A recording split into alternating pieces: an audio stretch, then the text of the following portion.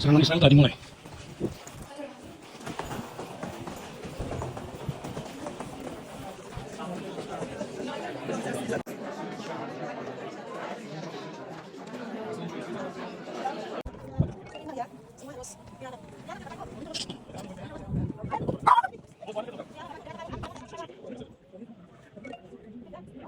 Oh, can we get into the car? Let's go. Okay, let's go. God bless you. God bless you. Everybody, let's go. In. Tuh, tuh. Waktu Israel diserang Iran pada 1 Oktober, saya sedang dalam perjalanan, lalu tiba-tiba HP saya ini menerima pesan dari presiden. Jadi kita semua warga Israel tuh menerima pesan darurat dari presiden bahwa segera menuju ke shelter. Jadi waktu kejadian itu, suasana itu berubah mencekam itu hanya dalam waktu beberapa menit. Jadi kita langsung naik ke bus kita langsung cari jalan untuk kembali ke di mana kita tinggal, lalu kita langsung ke shelter. Kita bisa lihat bahwa kedatangan Tuhan Yesus itu akan datang seperti pencuri. Dia akan datang secara tiba-tiba. Dan saya percaya ketika saya berada di sana, itu bukan hanya saja sebagai sesuatu yang kebetulan. Jadi saya merasa itu Tuhan itu ingin menyampaikan kepada saya bahwa akhir zaman itu sudah di sini. Dan pengangkatan itu akan segera terjadi dan kapan saja bisa terjadi dan kita tidak tahu kapan. Oleh karena itu pertanyaannya adalah, apakah kita sudah mempersiapkan? Apakah kita sudah siap diangkat? Nah, apa syarat untuk diangkat itu?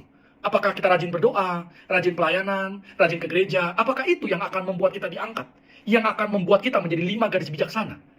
Pertanyaannya adalah, apa yang Tuhan cari ketika dia kembali? Ketika dia datang, dia akan mencari, adakah iman? Iman. Ini yang dia cari. Oleh karena itu kita harus fokus kepada apa yang dia cari. Karena apa yang dia cari itulah syarat untuk pengangkatan. Iman apa? Yaitu iman bahwa kita percaya bahwa Yesus telah mati di kayu salib dan dia bangkit pada hari yang ketiga untuk menembus kita dari dosa kita. Tahukah Anda kalau Anda pantas mendapatkan neraka? Oh masa? Saya udah jadi orang baik, Pak. Coba saya tanya kepada Anda pernah nggak berbohong? Berarti Anda pembohong. Saya juga. Pernahkah Anda mencuri? Pernah. Saya juga pernah. Berarti Anda dan saya adalah pencuri. Pernah tidak Anda memukul orang, marah-marah terhadap orang? Betul. Berarti Anda adalah pemukul. Saya juga. Jadi kita adalah pembohong, kita adalah pencuri dan pemukul. Jika Tuhan mengadili kita, maka kita akan mendapatkan hadiah atau mendapatkan ganjaran. Kita akan mendapatkan ganjaran. Ganjaran itu atau hukuman itu kedengarannya seperti surga atau neraka. Neraka. Betul. Jadi seluruh umat manusia akan mati dengan dosanya. Oleh karena itu, karena kita sudah melakukan satu dosa saja, satu dosa berbohong saja, itu sudah cukup untuk membawa kita ke neraka. Oleh karena itu, Bapa begitu mengasihi dunia, dia tidak mau satu pun dari kita yang binasa. Makanya dia mengaruniakan, dia mengirimkan anaknya yang tunggal, Yesus Kristus, untuk datang ke dunia, menjalani hidup yang tidak berdosa.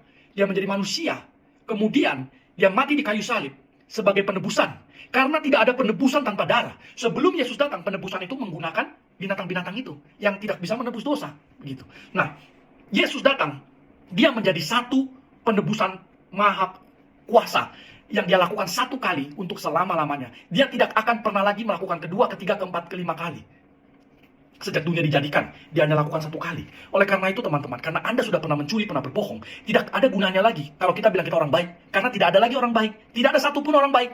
8 miliar orang di bumi ini semua layak mendapatkan neraka. Tetapi karena kebenaran Kristus di atas kayu salib, dia mati 100% untuk dosa kita, dosa masa lalu dan masa depan kita, semuanya sudah dia tanggung di atas kayu salib, satu kali untuk selama-lamanya. Nah sekarang saya bertanya kepada Anda, kalau Tuhan Yesus sudah mengambil 100% penghukuman neraka Anda, sisa berapa penghukuman neraka Anda yang harus Anda jalani? 0, betul? Jika 0, berarti Anda sekarang ke surga apa ke neraka?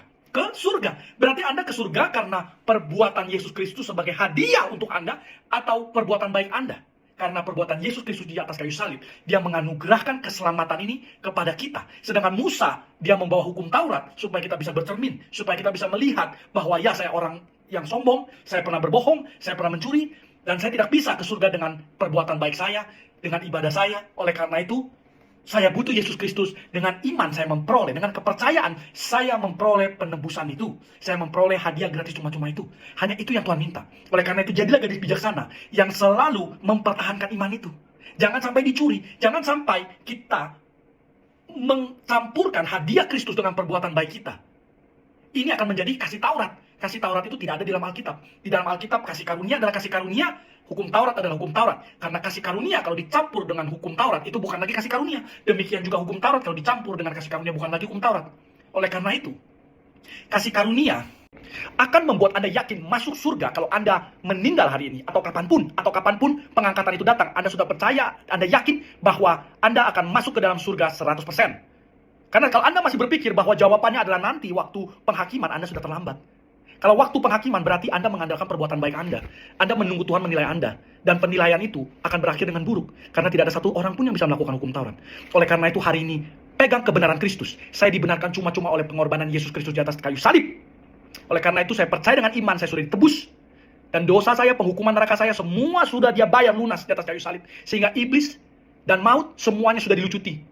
Kita sudah bergerak dari kemenangan bukan lagi menuju ke kemenangan. Karena kemenangan itu sudah dimenangkan oleh Yesus Kristus. Dan kita semua yang percaya, yang mempunyai iman, itu berbaris mengikuti Kristus. Dia yang sulung di depan. Dia membawa kita semua. Yaitu keturunan Abraham yang pantas mendapatkan eternal life. Hidup kekal itu. Jadi teman-teman, untuk mendapatkan hidup kekal ini, karena kuknya adalah ringan. Saking ringannya orang tidak percaya. Sehingga orang-orang Farisi, orang-orang pintar, orang-orang agamawi, mereka tidak bisa percaya kemudahan ini. Bahkan orang Yahudi sendiri pun di Israel, hari ini mereka mengetuk-ngetuk kepalanya ke tembok-tembok untuk supaya Tuhan mengirimkan mereka penyelamat lagi. Supaya mereka bisa membangun bait ketiga. Karena begitu degilnya hatinya. Oleh karena itu teman-teman, kalau hari ini pesan ini sampai kepada Anda dan Anda merasa pesan ini adalah kabar baik, karena ini adalah benar-benar kabar baik, yaitu Yesus Kristus telah mati di kayu salib untuk dosa Anda 2000 tahun yang lalu. Sewaktu Anda masih berdosa, Anda belum lahir. Dia sudah mati karena dia tidak hidup di dalam ruang dan waktu. Dia adalah Tuhan. Dia melihat segalanya dari masa lalu Anda, dari bayi Anda sampai Anda menjadi tua. Semua dia sudah tahu dan dia sudah tebus lunas. Sehingga tidak ada kekhawatiran lagi. Percaya kepada dia. Ketika Anda percaya, Anda menerima Roh Kudus, hidup Anda akan berubah. Dia akan mengerjakan di dalam Anda segala kekudusan. Anda akan mencintai kekudusan. Yang tadinya Anda tidak mencintai kekudusan Anda, tiba-tiba Anda akan berubah mencintai kekudusan. Tetapi ingat, keselamatan itu sudah dibayarkan di depan. Anda sudah terima. Oleh karena itu teman-teman, terima hari ini. Dan setiap hari ketika Anda sedang mandi, sedang bekerja, Anda bilang, saya pantas mendapatkan neraka. Tapi terima kasih Tuhan Yesus atas perbuatanmu di kayu salib. Hari ini juga kalau saya harus pergi, saya ke surga. Karena engkau telah mengambil seluruh penghukuman neraka saya 100% di atas kayu salib. Haleluya. Amin.